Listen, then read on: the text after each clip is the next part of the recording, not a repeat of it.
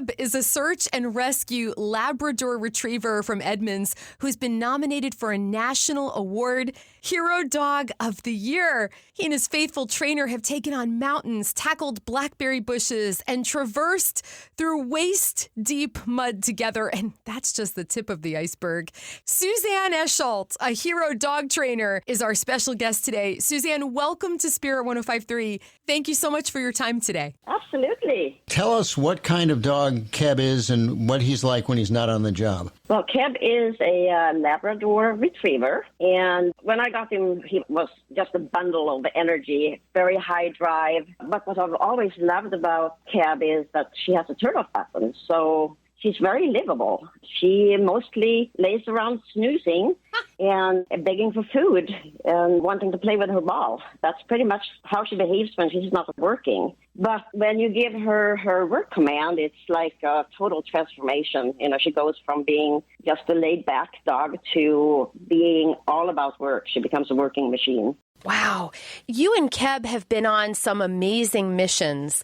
What would you say is the most memorable one, Suzanne? Well, when people ask that question, usually I mention the Oso landslide because that definitely has been the most life-changing mission that we have been on. I mean, it was very tragic. 43 lives were lost. But that being said, there are other missions that I feel very strongly about, too. And even just recently, last month, Keb is 12 years old now. So her body has been slowing down, though there's nothing wrong with the nose. But we're changing our emphasis. So we're doing more cold case, crime scene type search, and we've been training for historical search the last couple of years. We're hoping to certify in historical search this fall, and we were on a training assignment on a large project for a government agency just a few weeks ago. And she actually found a grave that was more than 100 years old. So, that was just really amazing. Yes. After working for several days. So, all missions are different because she's had finds anywhere from finding a jawbone from a woman that had been missing for 9 years.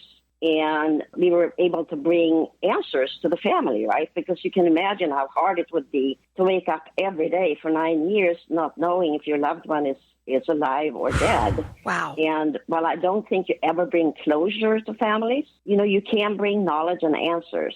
The missions we have been on have been so different. So it's hard to pick one. Sure. But I will say that the Oso landslide was definitely the most life-changing. And Keb did have 3 finds on that particular mission. We were deployed for a couple of weeks over the course of a month.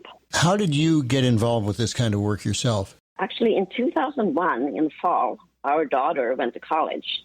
And so my husband and I sat down and started pursuing conversations around what could we do now with our time and what could we do together. And I've been doing things like Rotary for many years, and I wanted to find a different way to give back to my community. And it just so happened that is when 9/11 happened. And I remember watching TV and seeing the dogs deployed on the piles.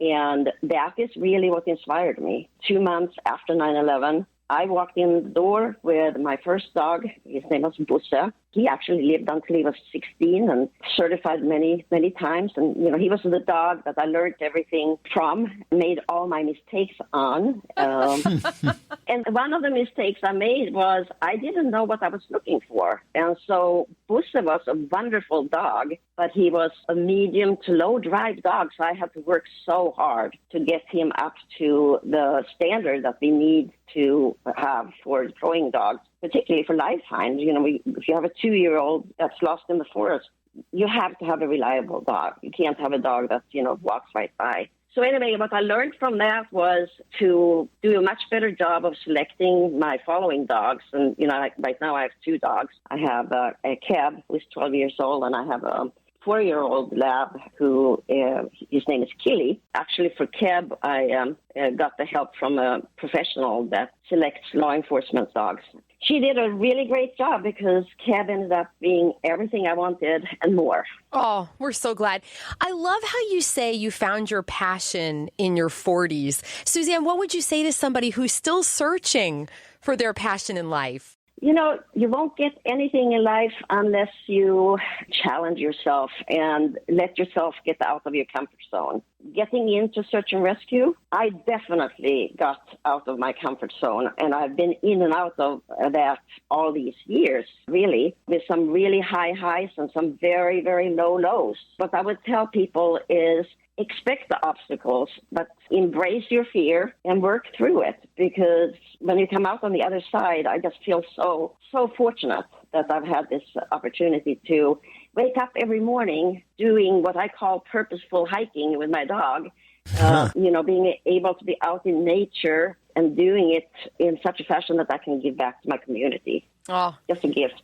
It's beautiful. Suzanne, a big thanks to you and Keb for catching the spirit in Edmonds and way beyond.